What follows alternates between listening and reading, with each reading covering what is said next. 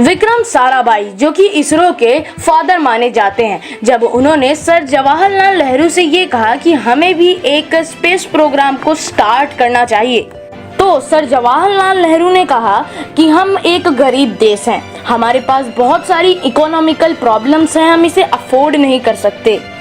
तब विक्रम साराभाई ने कहा था कि हम एक गरीब देश हैं, हमारे पास बहुत सारी मनी प्रॉब्लम्स हैं, इसीलिए हमें एक स्पेस प्रोग्राम खोलना चाहिए। बट आखिर कैसे इसरो हमारे लिए फायदेमंद है? हमने चंद्रयान 2 में 870 करोड़ रुपए की इन्वेस्टमेंट की थी, तब भी वो फेल हो गया था। वैसे तो ये एंड गेम से भी 3 गुना कम का बजट है, लेकिन वो पूरी मनी वेस्ट हो गई। इस बार हमने लगभग 315 करोड़ रुपए को इन्वेस्ट कर चंद्रयान 3 को लॉन्च किया है। लेकिन आखिर चंद्रयान 3 हमारी इकोनॉमिकल ग्रोथ कैसे कराएगा, हमें पैसे कमा कर कैसे देगा?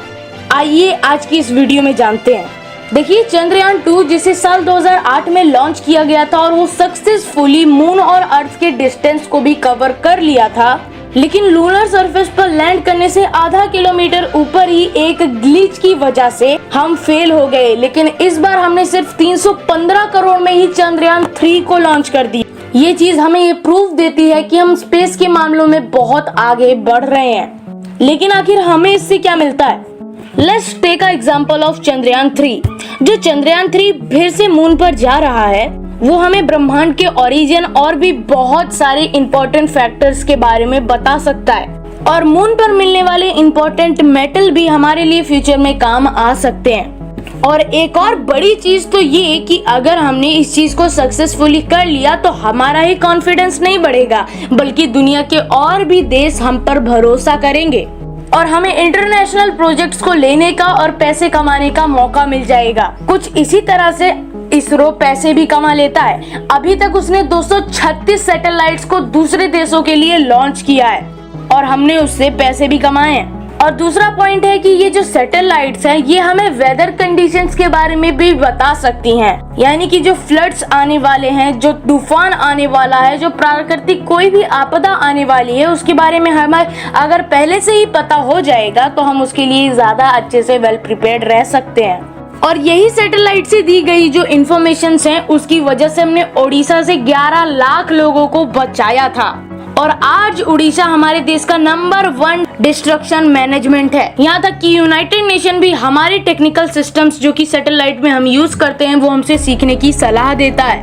देखिए, जिस तरह से आज इसरो के बजट पर सवाल उठ रहे हैं, विक्रम साराभाई जब चीफ थे इसरो के, तब उन्हें पता था कि इस पर सवाल उठेंगे।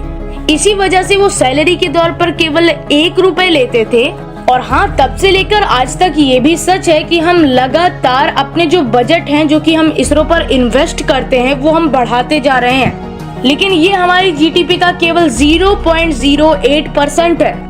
अब आप खुद ही सोचिए, क्या हम अपनी जीडीपी का इतना छोटा सा हिस्सा भी एक ऐसे सेक्टर में इन्वेस्ट नहीं कर सकते जिससे हमें फ्यूचर में बहुत सारी ग्रोथ देखने को मिलेगी? देखिए, अब स्पेस एक ऐसा सेक्टर बन चुका है जो कि 18 बिलियन डॉलर्स को ऑक्यूपाई करता है और आने वाले 5 साल में ये 24 बिलियन डॉलर तक पहुंचने वाला है।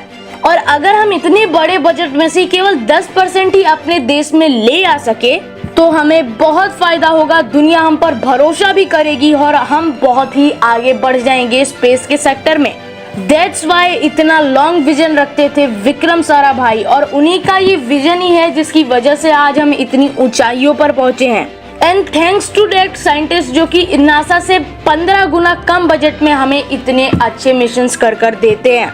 वेल, आज की वीडियो में बस इतना ही। अगर आपको इस वीडियो से कुछ भी नया सीखने को मिला तो नीचे सब्सक्राइब का बटन दबाइए, लाइक करके जाइएगा वीडियो को। तब तक के लिए जय हिंद।